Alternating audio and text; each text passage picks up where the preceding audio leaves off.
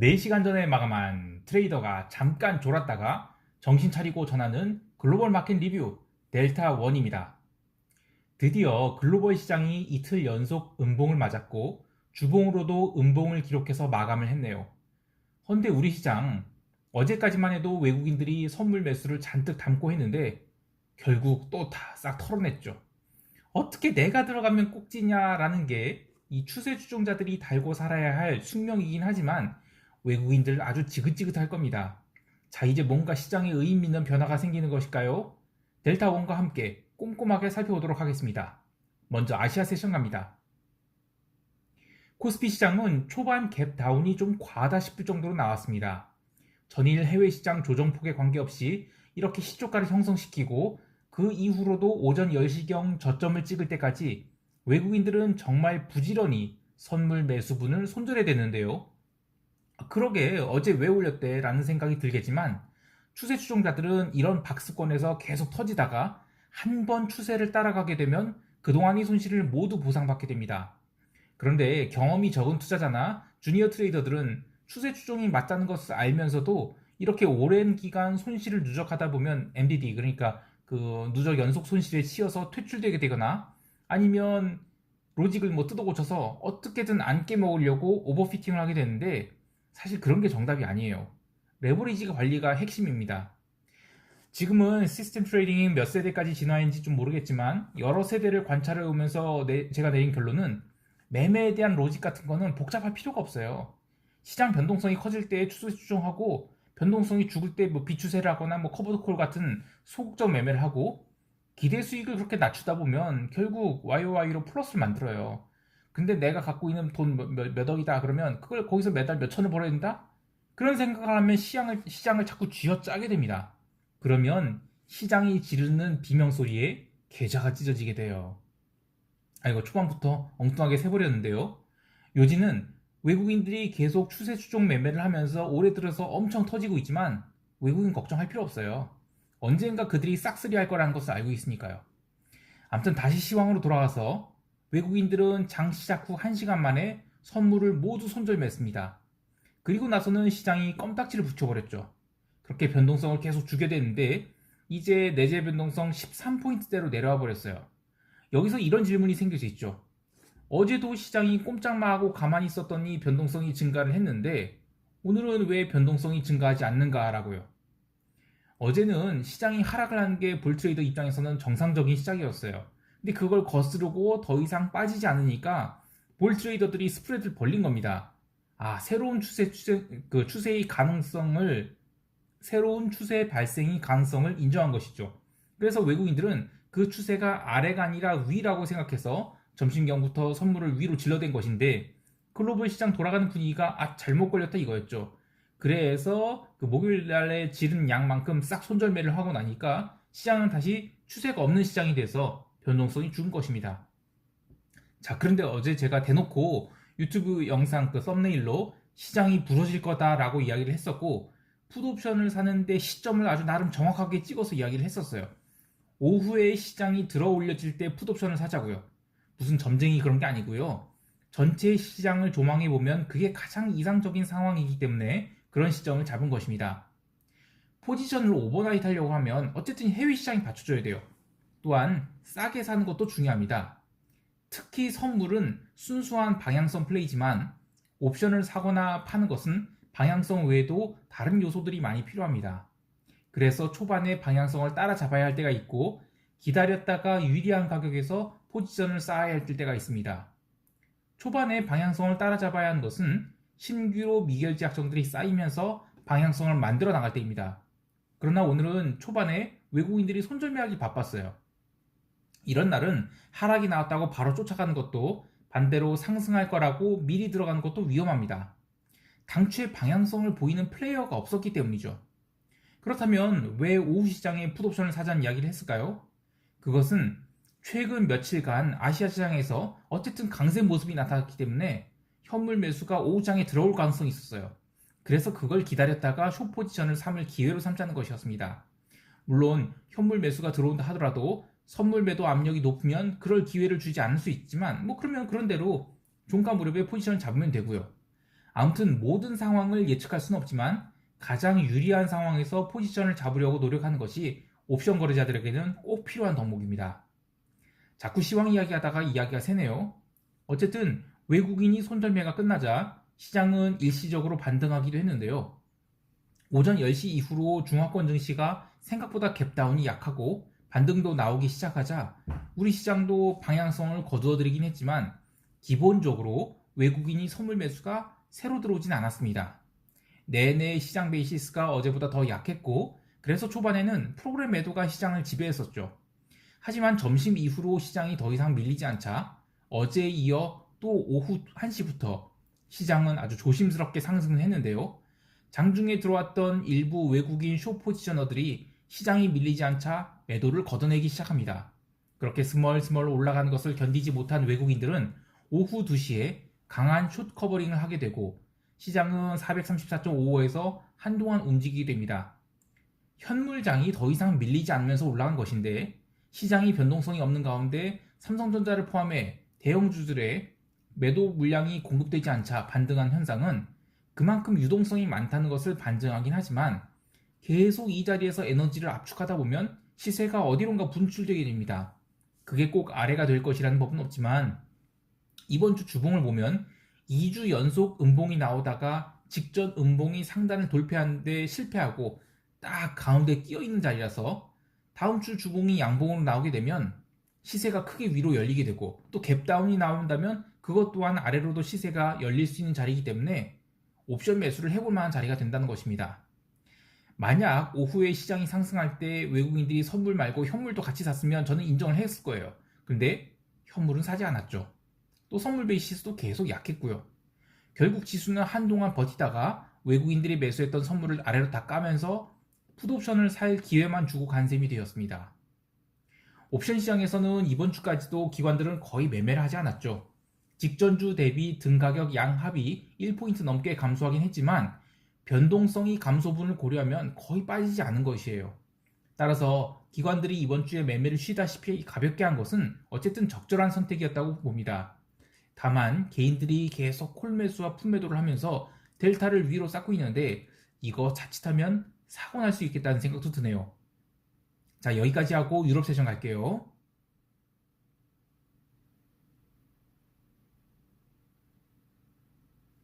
유럽 증시는 초반에는 좀 반등이 나온 듯 했습니다. 하지만 딱 고개를 드는 정도의 반등만 했죠. 이 반등이 무서웠던 것은 저렇게 갭 다운이 나왔을 때 저 정도만 반등이 나왔다가 다시 내려가게 되면 시장은 작은 충격에도 민감해집니다. 그래서 나오지 말아야 될 음봉이 나오게 되면 가속도가 붙게 돼요. 증시에는 개별 종목 이슈 외에는 시장이 뭐 그렇게까지 빠질 이유가 없었는데 통화시장이나 채권시장은 별일 없었기 때문이죠. 하지만 꼼꼼하게 살펴보면 이런 것들이 보입니다. 먼저 채권시장인데 유럽 세션에서 또 독일 국채 매수세가 붙었습니다. 이야기로는 뭐 다음 주 22일에 예정된 유럽 중앙은행의 그 통화 부양 가이던스가 난항을 겪고 있다면서 그 독일 이탈리아 국채 스프레드가 벌어졌어요. 근데 이런 거는 리스크 오프의 전형적인 현상이죠. 또 그리고 이번 달 들어서 그 7월 4일부터 계속 그 하이힐드 스프레드가 망가지고 있습니다. 이것도 마찬가지로 리스크 오프 현상이에요. 아직 두 이야기를 언론에서 떠들어대지 않고 있는 거 보면 증시가 여전히 정신을 못 차리고 뭐 취해 있다는 이야기 같은데 유럽 증시가 이틀 연속 음봉을 쳐맞았으니까 다음 주에는 뭔가 이슈거리들을 찾아서 이야기가 나오겠지 싶습니다. 또 하나는 골드죠. 골드는 아시아 세션부터 솔솔 밀리기 시작했는데 미국 세션 본장 시작할 때까지만 해도 눌림을 나름 극복하려 했으나 본장 들어서 무게를 견디지 못하고 내려앉아 버렸습니다. 사실 골드가 하락할 이유는 딱 한 가지밖에 없어요. 최근 들어서 가장 퍼포먼스가 좋았다는 것, 그거 하나예요. 뭐 달러 강세 때문에 골드가 밀렸다? 아유, 아니죠. 달러는 오늘 움직이지 않았다고 봐야 돼요. 구리도 아시아장이 반등할 때까지만 해도 뭐 전일 고점권까지 올랐으나 그 뒤로 상승세를 이어가지 못했고 LME 세션에서 간신히 보합권에서 마무리한 다음 커맥스 세션에서는 상승폭을 다 반납해버렸습니다. 한마디로 시장을 상승으로 견인하려던 요소들이 힘이 다 됐다는 이야기입니다. 이러면서 유럽 증시 변동성이 급증을 했는데요. 증시 하락분에 비해 변동성 상승이 과하게 나타나서 좀 미스터리입니다. 이유를 굳이 들자면 주말을 앞두고 해지 수요가 증가해서 그럴 수도 있고요. 또 하나는 지난 7월 8일이 하락이 진짜 하락이었는데 그걸 억지로 붙들어 놨다가 이제 해지 충분히 했으니 본격적으로 밀어보자 라는 것일 수 있습니다. 저는 아직까지는 전자를 보고 있어요. 근데 뭐 늘 시장이 맞죠. 그래서 다음 주 월요일에 유럽 증시가 추가 하락을 해서 언더 주식이 나온다 그러면 저는 후자일 수도 있겠어요. 그래서 그때의 변동성 상황을 보고 판단해도 늦지 않겠습니다. 자, 여기까지 하고 미국 세션 갈게요.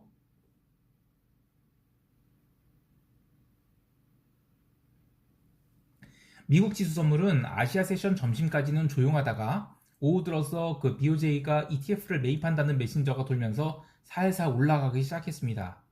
실제로 니케이 선물은 오후 2시까지 쭉 상승을 했어요. 하지만 딱 거기까지. 그 다음부터 장마감 때까지는 니케이 선물이 뭐 그냥 냈다 햄머를 맞은 것처럼 밀려버립니다. 사실 이런 루머를 받을 때마다 참 이 소스가 궁금하기도 하고 한국에서는 잘 안 도는 메신저이긴 한데 이 잠깐 동안은 맞는 걸 보면 이 분명히 맞는 루머긴 한데 야 이런 루머의 유통 속도가 얼마나 대단한 것인지 새삼 놀라게 됩니다. 뭐 저한테까지 이러는 게 오니까요. 어쨌든 그렇게 지수 선물은 엎치락 뒤치락 하면서 솔솔 올라가기 시작했고요. 유럽 증시가 초반에 상승을 하면서 같이 따라 올라가게 됩니다. 나스닥은 전일 하락분을 무려 0.6%나 반등을 시켰는데 사실 이렇게 보면 전일 하락분을 거의 다 감싼 셈이에요. 그렇게 초반에 갭 상승 출발한 시장은 솔직히 닥치고 매도입니다.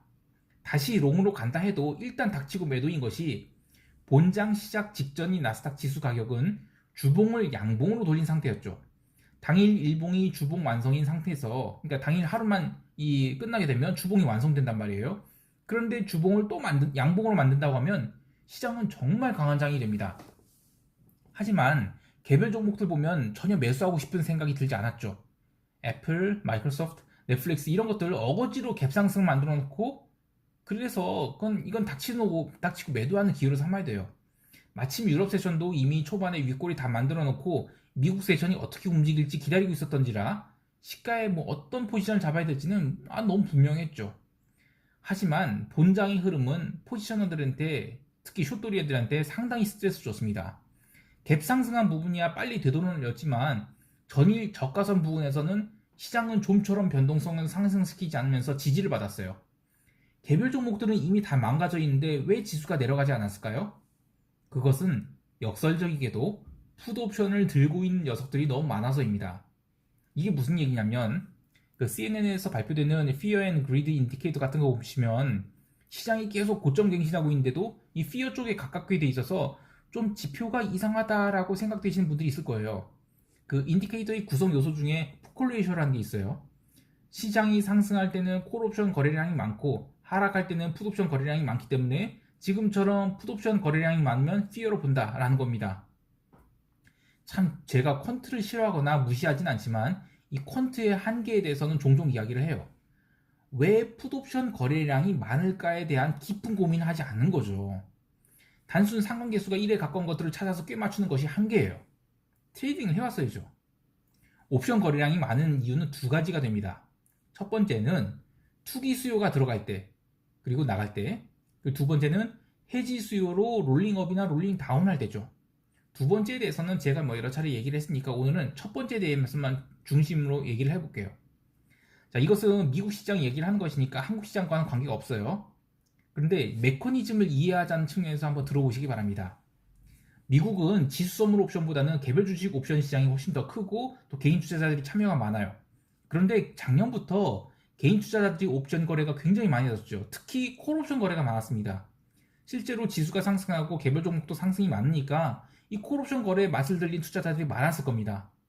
근데 올해의 시장은 베어리시하게 본 쪽이 많아요. 시장에 대한 의견도 뭐 나누기 시작했고요. 그러면서 개인들이 풋옵션 매수를 시작하게 됐는데 옵션을 사는 쪽이 있으면 파는 쪽이 있죠. 바로 기관들이 옵션을 파는 쪽이고요. 옵션을 팔을 때 그 받은 보험료, 그러니까 프리미엄이 충분하면 시장을 받칠 수 있는 여력이 생깁니다. 옵션을 파는 쪽에서 받는 그 미니멈 마진을 변동성 지수라고 하면 좀 오버액션이긴 하지만 변동성 지수가 더 이상 안 빠진다는 이야기는 나는 최소한 이 정도 프리미엄 받아야만 옵션을 팔 거야 라고 해석할 수 있기 때문에 변동성 지수의 바닥을 찾는 것이 아주 중요합니다. 근데 제가 지난 4월 이후로 변동성이 좀처럼 15포인트 그 이하로 안 내려가는 것에 대해서 막 푸념만 했어요. 뭐 그동안 제 영상 보신 분들은 이런 얘기 종종 들으셨을 거예요. 실제 장중 흐름은 변동성 지수 10포인트 초반에서나 볼 수 있는 아주 지루한 흐름인데 그에 비해서 변동성 선물은 너무 비싸다고요. 이것은 그만큼 옵션을 사는 매수세가 있었던 얘기고요. 옵션을 파는 입장에서는 넉넉한 프리미엄 받았으니까 시장의 하락을 막을 수 있는 여유가 있는 것입니다. 이렇게 옵션 시장에 화수분처럼 돈이 들어오니 오히려 시장이 하락하지 않는 역설이 생긴 것이고 인디케이터는 피어족을 가리키고 있음에도 불구하고 실제로는 기관들은 그냥 투기꾼들이 돈을 열심히 빨아들인 거예요. 자, 그런데 해도 정도 것이지 이상 신호는 계속 감지됐죠. 그리고 이번 주 화수 진짜 잊을 수가 없어요. 뭐 나스닥 그 15,000포인트 가려고 막 했었죠. 개별 종목들은 영 아니옵시다 했는데 애플, 마이크로소프트, 구글, 아마존 이런 거 막 땡겼던 거.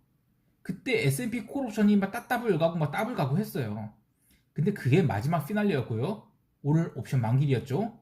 미국 세션 시가 대비 풋옵션들은 1000%의 시세를 만들어내요. 이렇게만 보면 풋옵션을 매도한 기관들이 엄청 터졌을 것 같잖아요. 천만에요. 워낙 비싸게 팔아놓은 옵션이라 이 1000%의 시세가 났다 한들 그것은 오늘에 한해서이고요. 이미 돈은 충분히 벌어놓은 것입니다.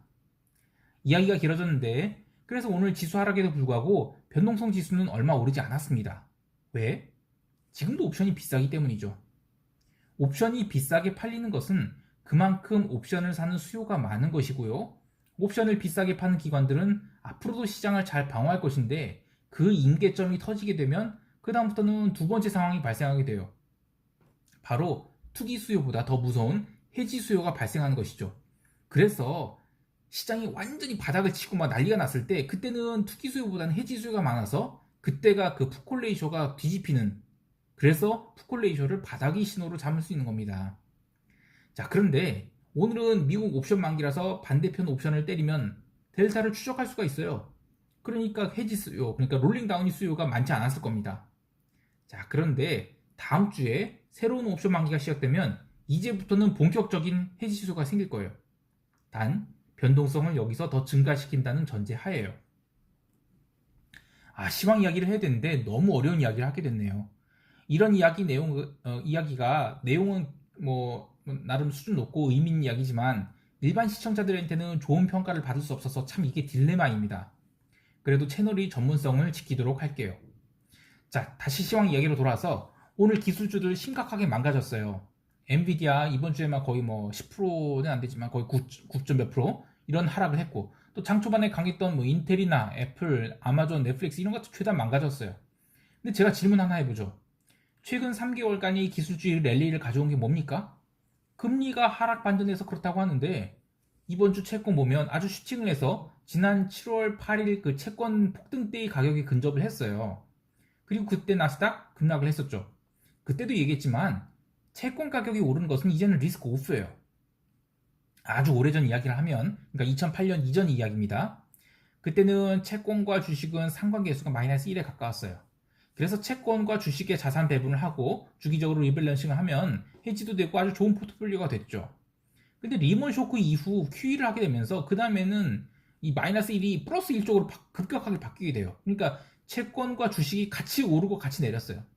그렇게 10년 동안 온갖 내러티브를 붙이면서 이제는 그게 같이 움직이는 게 공식처럼 됐는데, 테이퍼링 한다고 하면서 그 공식이 깨질까 말까 하다가 작년에 그 코로나 터지면서 울트라 QE를 해버리게 되고 또 같이 움직인 거예요. 그러니까 주식도 오르고 채권도 오르고. 좀 더 정확하게 얘기하면 채권은 버틴 거고 주식은 눌렸다가 스프링처럼 튄 거죠. 그러다가 올해 드디어 채권 시장의 변동성이 생기게 됩니다. 그리고 그걸 3월에 페드가 틀어막은 것이고요. 자, 이제 요점을 얘기하겠습니다. 너희들 해결해봐라. 이제 채권 올라갈 때 주식도 같이 올라간지 보자. 난 이번에는 정반대로 걸겠다. 채권 오를 때 이젠 주가 하락할 거다. 이게 포스트 코로나의 노멀이고 프리 QE의 노멀이다라고요. 그래서 제가 채권 가격이 오른데도 나스닥이 밀리면 그게 시장이 진짜 꼭지라고 얘기한 겁니다. 시황 이야기하다가 오늘은 엉뚱한 산으로 몇 번 등산을 한 건지 죄송합니다. 자, 미국 시장 한마디로 요약할게요.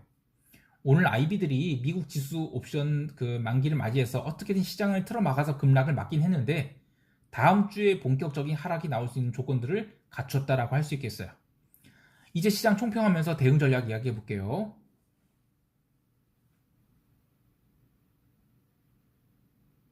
시장이 다 온 것 같지만 아이고 다시요. 시장이 다 온 것 같지만 어쨌든 글로벌 선두 증시인 미국이 꺾이지 않으면 나머지 증시는 반발도 제법 나오는데 오늘 아시아 증시도 초반에는 나름 잘 버텼어요. 하지만 이제 미국이 꺾일 수 있는 가능성이 생기면서 다음 주 우리 증시도 흠집이 날 수 있어 보여요. 직관적으로 보면 지난 7월 8일이 저점권까지는 무조건 가야 하고 시간이 지나서 다음 자리인 423포인트대까지 갈지는 좀 더 봐야 되겠습니다만 다음 주만큼은 갭 다운 시 시장을 롱으로 보지 않았으면 좋겠습니다. 특히 이번 주 외국인들이 포지션을 모두 청산한 상태라 시장의 방향성은 어디로든 뻗어나갈 수 있는 상황이죠. 이런 질문하시는 분들이 있을 거예요. 아니 델타워나 네가 무슨 외국인 주머니 사정을 어떻게 한다고 외국인들이 포지션을 다 청산했느니 하냐라고요. 미결제 약정이 그 해답을 줍니다. 지난 7월 8일에 시장을 음봉으로 밀어들 때 선물 미결제 약정이 증가한 양과 그 다음 날인 9일에 증가한 양을 보면 8일에 들어간 양은 아직 남아있지만 9일에 들어간 양은 모두 청산이 됐어요. 따라서 다음 주 월요일 장이 갭 다운 출발하고 방향성을 보이면서 미결제 약정이 증가하면 그것은 새로운 방향성이 시작이 될 것입니다. 저는 풋옵션 435를 좀 사놨는데 시장이 올라오게 되면 분할해서 추가 매수를 더 해볼 계획입니다. 하지만 시초가 이후로 시장이 계속 하락을 하게 된다면 추가로 사지 않고 기존 물량만 갖고 계속 지켜보도록 하겠습니다. 아울러 우리 시장 변동성은 13포인트대라 지나치게 낮은 상황인데 변동성 증가가 우려되므로 외가격 풋옵션 매도는 최대한 자제하도록 하겠습니다. 현물하시는 분들은 증시 하락에 대비하는 것이 좋을 것이고요.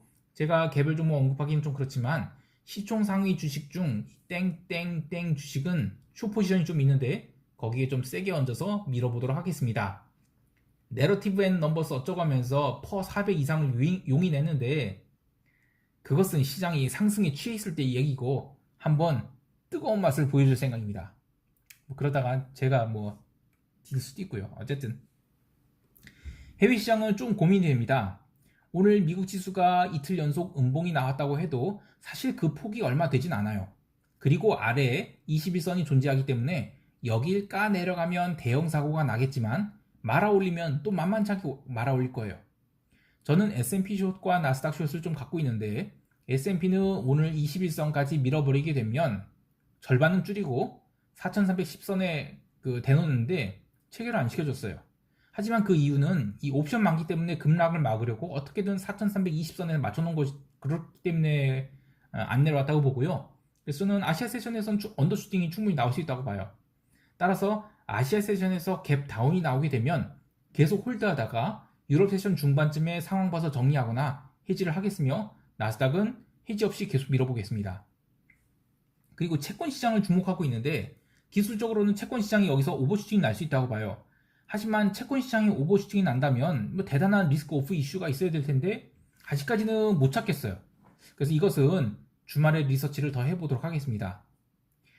전반적으로 시장이 소리 없이 리스크 오프 모드로 가고 있어요. 그래서 특별히 주의하셨으면 좋겠습니다. 한 주가 이렇게 가버렸네요.